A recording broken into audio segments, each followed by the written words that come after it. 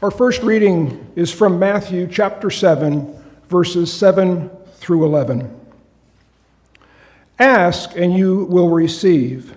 Search, and you will find. Knock, and the door will be opened to you. For everyone who asks receives. Whoever seeks finds. And to everyone who knocks, the door is opened. Who among you would give your children a stone when they ask for bread, or give them a snake when they ask for fish? If you who are evil know how to give good gifts to your children, how much more will your heavenly Father give good things to those who ask?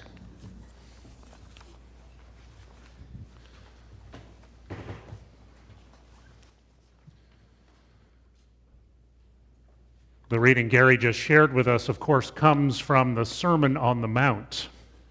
And if you look a little more closely, you notice that it is filled with active verbs, asking and seeking and knocking. And that really doesn't come as a surprise, because throughout the biblical tradition, we see examples of active faith, of persistence and determination, of risk-taking. All of these are hallmarks of our ancestors in faith. The story in the Book of Ruth that we'll be reading from this morning is likewise an example of active and lively faith. Both we hear it in the Israelite Naomi and also her daughter-in-law, the Moabite Ruth. So this morning we're continuing in a 4-week series on the Book of Ruth. We're into chapter 3. For those of you who haven't been here the last couple weeks, let me just give a brief recap of the first 2 chapters of the Book of Ruth. The story begins with a crisis, with a famine. And we see that Elimelech, who lives in Bethlehem, and his wife Naomi, and their 2 sons are forced to leave the Promised Land and to go to Moab because they need to have food. They need some place to be a refugee.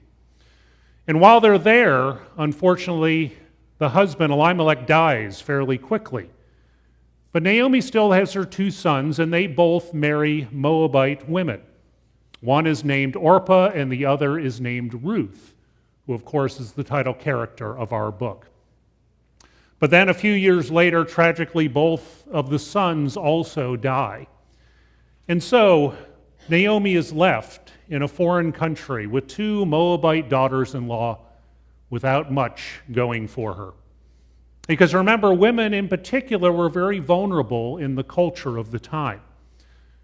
And so Naomi decides she's going to head back home to Bethlehem, to Judah, because she's heard that the famine is over and there is food to eat. There's a glimmer of hope as she goes, because one of her daughters-in-law, Ruth, decides to accompany her back to Judah. When they arrive back at the city gate, as Naomi shows up more than 10 years from being away, her neighbors and her friends and kinfolk recognize her. But she says, I am no longer Naomi, a name that means pleasant, but rather she says, call me Mara, which means bitter. Because Naomi has had a difficult time, a struggle over more than 1 decade away from her homeland.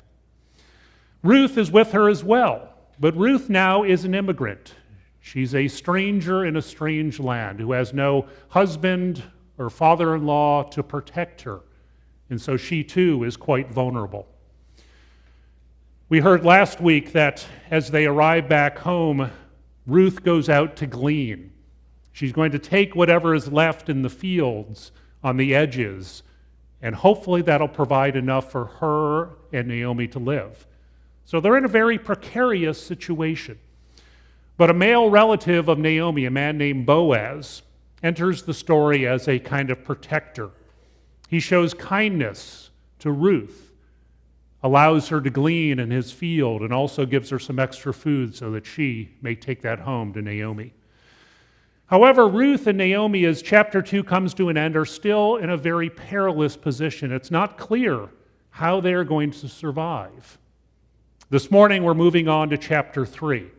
immediately after the story we had heard. It seems like now the harvest that had been going on in chapter 2 is now over.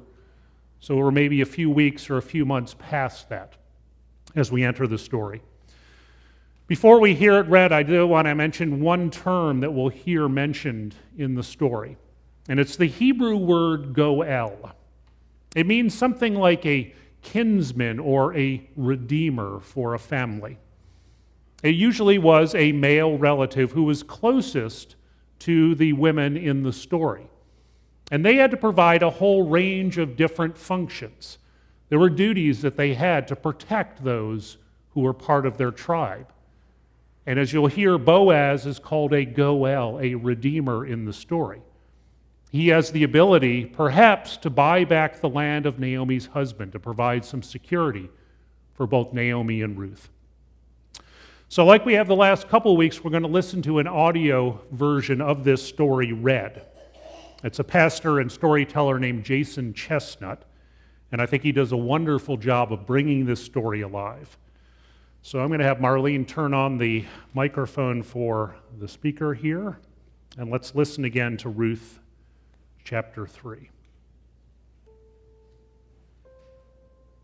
And Naomi said to Ruth, A little louder. "Listen, my daughter, I must seek some security for you so that it may be well with you. Now, here is our relative, our redeemer, our goel, Boaz, with whose young women you've been working. See, he's winnowing barley at the threshing floor tonight. So wash and anoint yourself, put on your best clothes, and go down to the threshing floor. But don't make yourself known to the man until he has eaten and drank and laid down. Then observe the place where he lies, and go uncover his feet and lie down. Then he'll tell you what to do." And Ruth said, "Okay." And she went down to the threshing room. And after Boaz had eaten and drank and was in a contented mood, he went and lay down at the edge of the pile of grain. Then Ruth stealthily went over, uncovered his feet, and lay down. And at midnight, Boaz was startled. There, lying at his feet, was a woman. He said, "Who are you?" And she said, I'm Ruth. I'm your servant, Ruth. Now, spread out your cloak over me, because you are a redeemer, a goel." And Boaz said, "May you be blessed by Hashem. This last instance of your loyalty, it's better than the first. You haven't gone after young men, whether rich or poor. And now, don't be afraid. I will do everything you ask of me. Because the entire of my people know that you are a woman of valor. But there is another goel who is more closely related than I. Remain here this night, and in the morning, if he will act as a goel, then let him do it. But if he will not act as a goel, then as Hashem lives, I will act as a redeemer, a goel. Now, remain here until morning." And Ruth lay at Boaz's feet until the morning. But early in the morning, she got up before one person recognized another, because he had said, "It's not right for a woman to be in the threshing floor." And he said to her, "Hold out your cloak." And she held it out, and he measured out 6 measures of barley, put it on her back, and he went into town. And Ruth went to Naomi, and when Naomi saw her, she said, So, how'd things go? And Ruth told her everything that Boaz had done for her, saying he even measured out 6 measures of barley because he said, You can't go to your mother-in-law empty-handed. And Naomi said, Oh, this is good, my daughter. You don't know how this is going to turn out, but the man will not wait. He'll settle the matter today.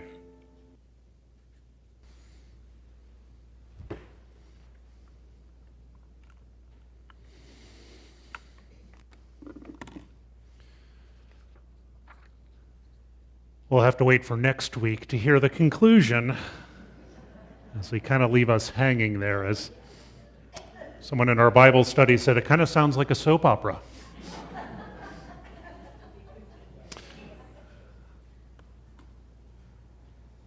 As we ponder that chapter 3, I want to begin this morning by sharing another story. It's by an author named Rachel Naomi Raymond. And the book is titled The Kitchen Table Wisdom. Now, Dr. Raymond is a medical doctor. She is also a survivor of chronic illness, and she often worked with patients who are dealing with cancer, long-term treatment. She has a special interest in healing and wholeness. In this particular article, this story is called Making Caring Visible. It goes like this. Dr. Raymond writes, For more than 20 years, I have offered a very simple yet powerful ritual to people before their radiation or their chemotherapy or their surgery. I suggest to them that they meet together with some of their closest friends and family the day before of their procedure. It doesn't matter how large or small the group is, but it is important that the group be made up of those who are connected with them through a bond of the heart. Before this meeting, I suggest that they find an ordinary stone, one big enough to fit in the palm of their hand, and I grabbed one today to show. So something like this, just an ordinary stone, and that they bring the stone with them to the meeting. The ritual begins by having everyone sit together in a circle. And in any order that they choose, they are to speak, and they are to tell the person who is facing the procedure the story of a time when they too faced a crisis. People may talk about things like the death of an important person in their life or the loss of a job. Maybe the loss of a relationship or when they too have faced an illness or a procedure. And the person who is speaking holds on to the stone that the person has brought while they tell their story. When they finish telling their story of survival, they then take a moment to reflect on the personal quality that they felt helped them come through this difficult time. She says, in my experience, people will say things such as, what brought me through was determination, or what brought me through was faith, or what brought me through was humor.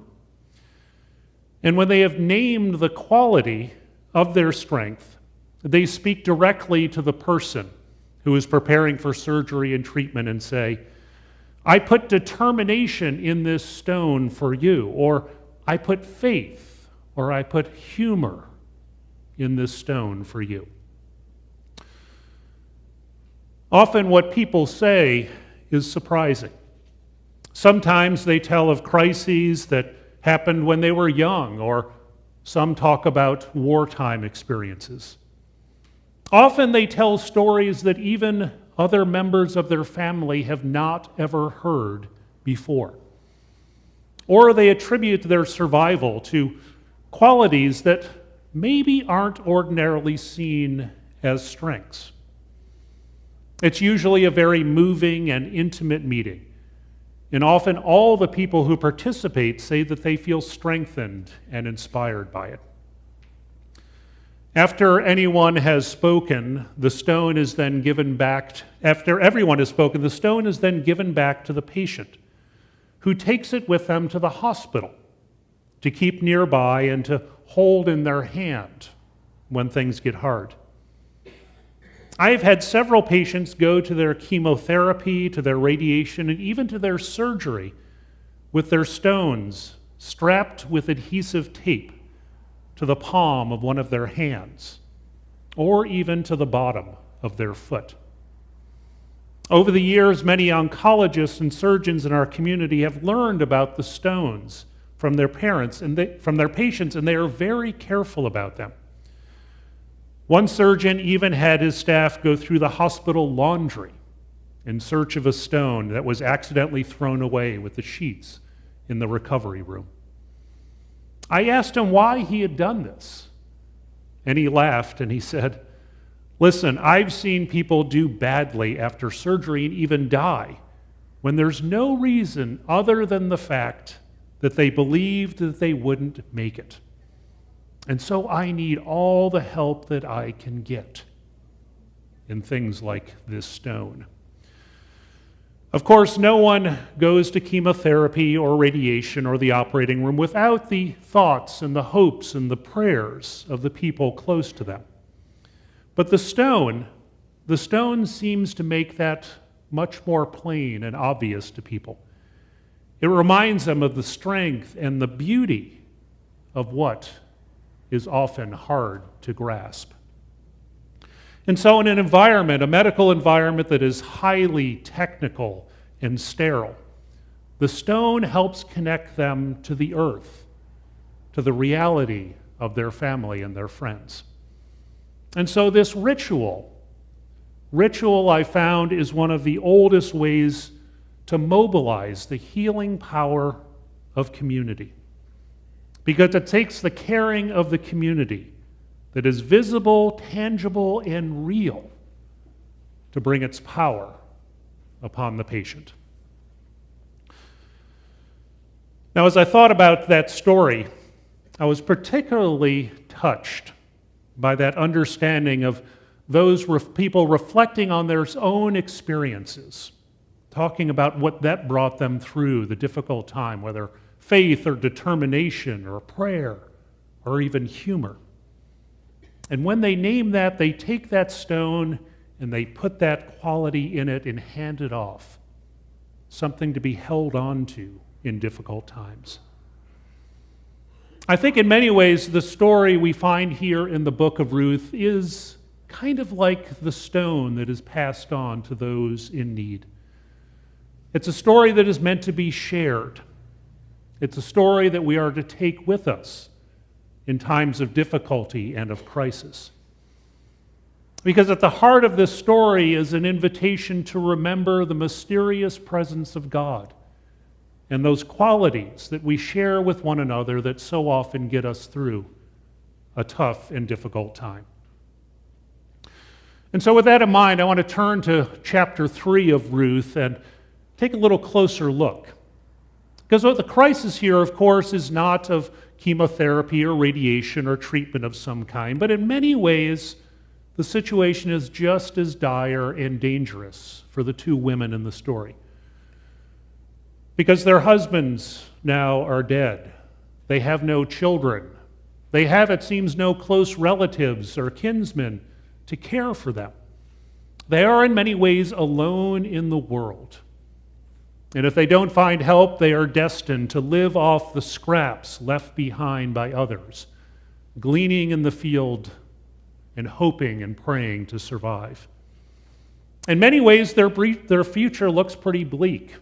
You have an older widow with no living children, and a young foreigner who is a widow herself and seeming to have no connection, not having any part of the kinsfolk around her.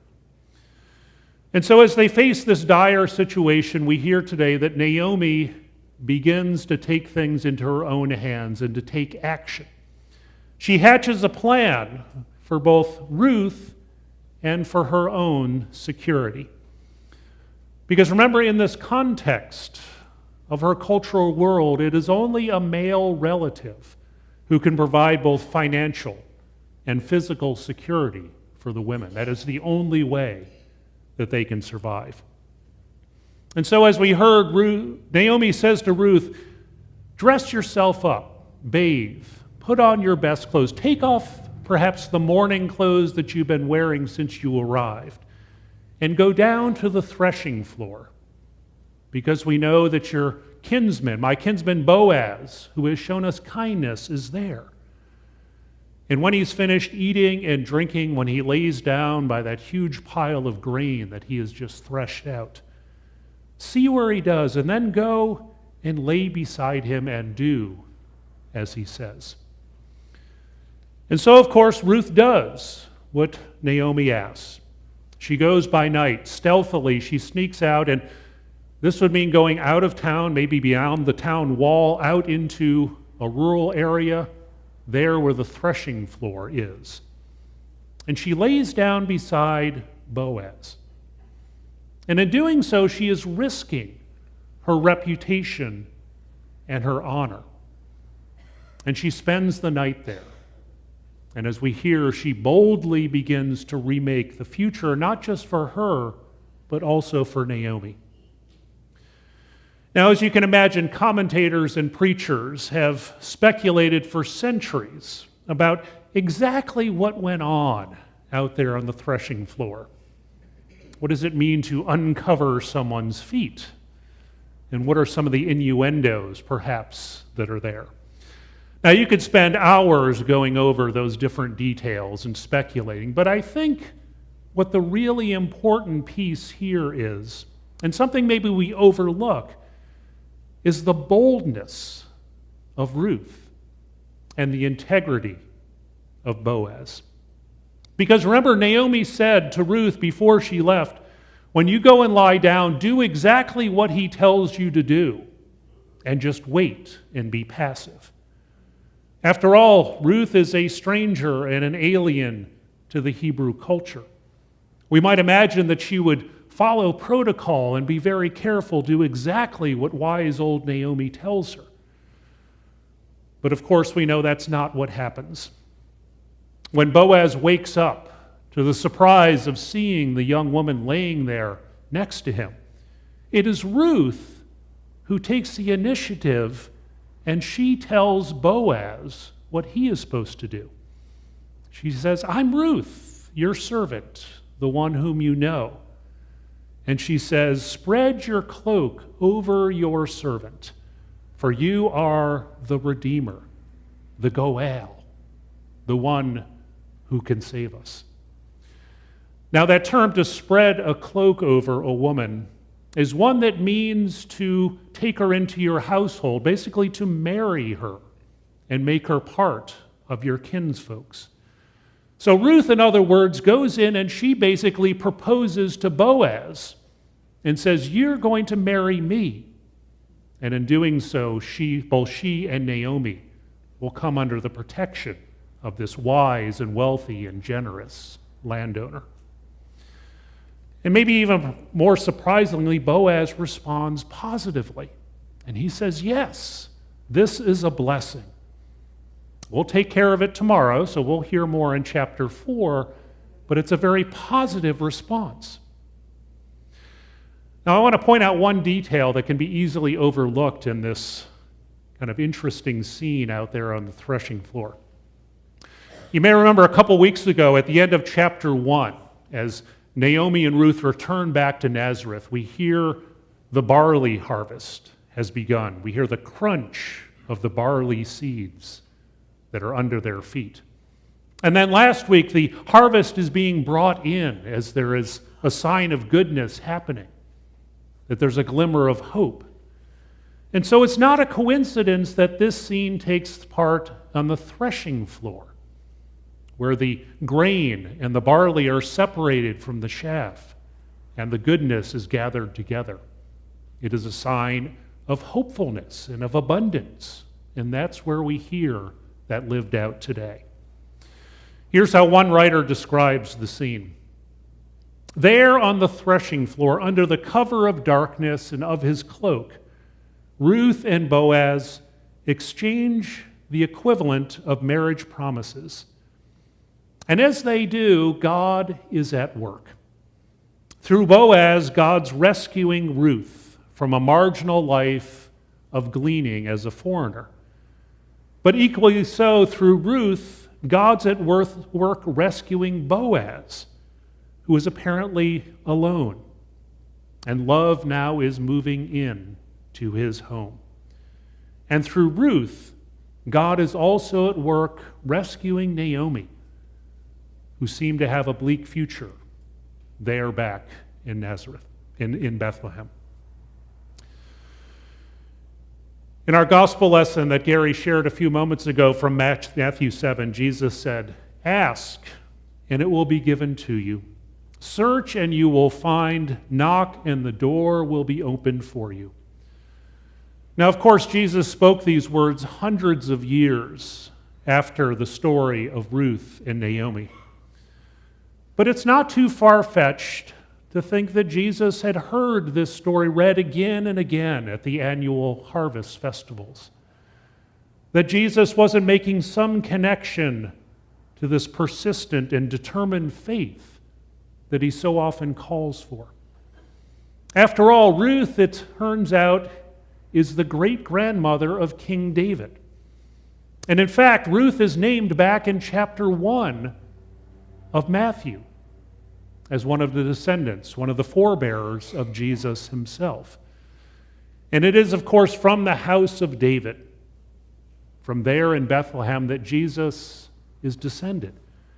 And he is called not just Messiah, but Redeemer, the Goel, the one who saves. And so maybe Jesus also had in mind, as he said these words, the dogged and determined faith of Ruth and Naomi, and is inviting us to also hear the story once again. As we think of this story, as we think of Jesus sharing these words of wisdom, I think there are some of us perhaps today who need to hear these words in our own life and context. As we too, of course, as human beings face conflict and crisis in our own lives. Maybe it's an illness. Maybe it's a procedure we have coming up. Maybe it's a difficult decision. Whatever it might be, this story is like the stone that we are being handed to hold on to inspire faith and determination, and perhaps even humor in the midst of difficult times. And so maybe we need to hear Naomi say, "What brought me through this was faith." Or maybe we need to hear Ruth saying to us, "What brought me through this was determination and persistence." Maybe we need to hear Jesus, the Redeemer, saying again, "Ask and you shall receive. Search and you will find. Knock and the door will be opened for you." Our story in chapter 3 ends this way. It says, "Early in the morning, while it was still dark, Ruth had returned home to Naomi. And there she had brought 6 measures of barley. And an abundance of goodness is brought home." Now, for now, we're going to leave the story there. But the promises that have been exchanged have not yet been fulfilled. And so we look forward to what is going to happen next. We look forward with hope for better things to come as the story begins to turn towards abundance. So friends, we who are living out the promises of our baptism, we who are invited here to this table, a table of abundance where we are fed and we are nourished, we too are invited to hear that promise. For everyone who asks shall receive, everyone who searches shall find, and for everyone who knocks, the door will be opened. Friends, to that God be all praise and honor and glory this day. Amen.